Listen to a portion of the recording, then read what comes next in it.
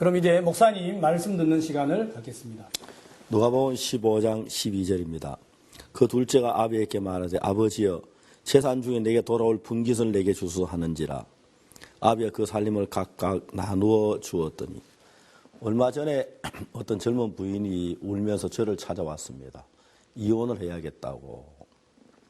그래서 지금까지 자기가 결혼하고 난 뒤에 이 부인은 결혼하고 난 뒤에 남편과 복음을 위해 살 소망을 가지고 있었는데 그런 것이 다 무너지고 이런저런 어려움 일을 당하는 일을 하면서 절망적인 이야기를 저에게 하면서 도저히 살 수 없다, 이혼을 해야겠다고 이야기를 했습니다.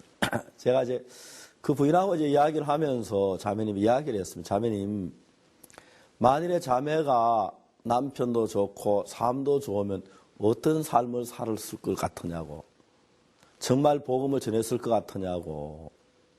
내가 볼 때는 주말마다 백화점 쇼핑 가려고 정신이 없었을 것이고 또 텀이 있으면 아이들하고 외식하는데 그런데 마음이 다 빠질 것 같다고. 근데 하나님께서 자매를 정말 복음을 전해 좋아하셔서 자매 기뻐요. 자매 복음 전하도록 하기 지금 일을 하고 있는 거라고 이야기를 했습니다. 그래서 이제 보리씨에 대한 이야기를 했는데 보리씨가 가만히 속에 있을 때야 환난도 없고 어둠도 없지만은 어느 날 주인이 그 보리씨를 땅에 뿌릴 때 보린 생각이 나는 주인에게 버림을 받았어. 주인이 나를 땅에 버렸어. 거기다 주인은 거기다 흙까지 덮으면 뭐야 이제 나는 이제 누가 나를 찾을 수도 없게 왜 흙을 덮어. 나의 추운 밤에 이거 절망이야. 아마 보리가 그렇게 생각했을는지 모르는 것입니다. 그런데 주인이 볼 때는 그 보리를 버린 것도 아니고 흙을 묻어서 절망을 시키는 것이 아니라 보리 속에 살아날 수 있는 힘을 주기 위해서 흙을 덮은 것이거든요. 자매가 정말 자매 원하는 대로 남편이 직장에서 돈을 잘 벌고 여유 있는 삶을 살고 남편과 화목하고 그랬다면 자매가 복음을 위해서 마음이 일어날 것 같으냐고. 그렇지 않을 거라고. 주말마다 쇼핑이나 하고 놀러 다니고 이렇게 세상 사람 같이 벗대고 그런 삶을 살았을는지 모른다고.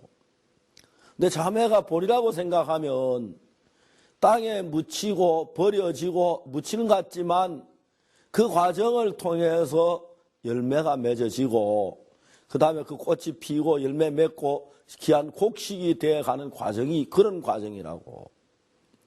저는 제가 복음 전도자들하고 이렇게 자주 상담을 하는데 몇몇 형제들이 복음을 전하다가 너무 힘들어 나는 못할 것 같아. 안 될 것 같아. 복음을 중단한 형제 자매들이 있습니다. 그런 사람들 만나서 이야기해 보면은 너무너무 재미가 있는 게 형제들은 복음이 그냥 복음만 전하면 될 줄 생각하는 거예요. 근데 복음은 사탄이 방해하기 때문에 많은 시련도 있어야 하고 핍박도 있어야 하고 환난도 있어야 하는 것입니다. 제가 복음을 전하는 동안 수없이 많은 어려움이나 핍박이나 환난을 받아왔었습니다. 그런데 그때마다 주님께서 내 속에 하신 일들이 너무 크고 놀라운 것을 느낄 수가 있었습니다. 여기 누가복음 15장에 보면은 둘째가 아비에게 말하되 아버지여 재산 중에 내게 돌아올 분깃을 내게 주소서. 신앙은 두 가지 방법의 신앙이 있는데 딱 두 가지입니다. 하나는 내가 하는 신앙이 있고 또 다른 하나는 하나님 아버지가 하는 신앙이 있습니다. 나를 믿고 내가 잘났다고 생각하는 사람들은 자기가 이제 신앙을 하려고 합니다. 그런 사람은 이제 복음 전도자가 돼도 자기가 전도하려고 하고 자기가 목회하려고 하고 자기가 문제를 해결하려고 하고 그 사람은 자기가 할 수 있다고 생각을 하니까 둘째 아들이 아버지께 재산을 달라고 먼 날에 간 이유는 자기가 하면 할 수 있다고 생각을 했으니까 자기가 하려고 했고 결국 그는 모든 재산을 버리고 어떻게 했냐면 교만한 마음으로 정말 낭비하고 다 탕진하고 난 뒤에 돼지우리에 내려간 비참한 삶을 살았습니다. 이제 이 둘째 아들이 자기를 믿는 마음이 무너지면서 그때 이제 아버지를 보면 아버지가 크게 보이고 아버지가 훌륭해 보이고 아버지가 위대해 보이기 시작하는 것입니다.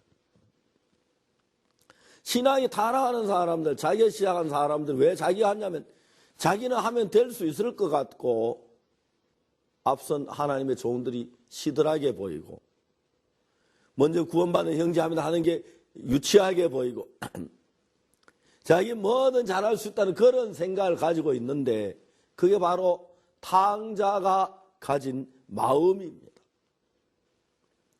어느 날 탕자는 대주에 가서 그때 자기 자신을 정확히 발견하고 돌아왔을 때 이 탕자가 너무너무 변하는 모양을 볼 수가 있죠.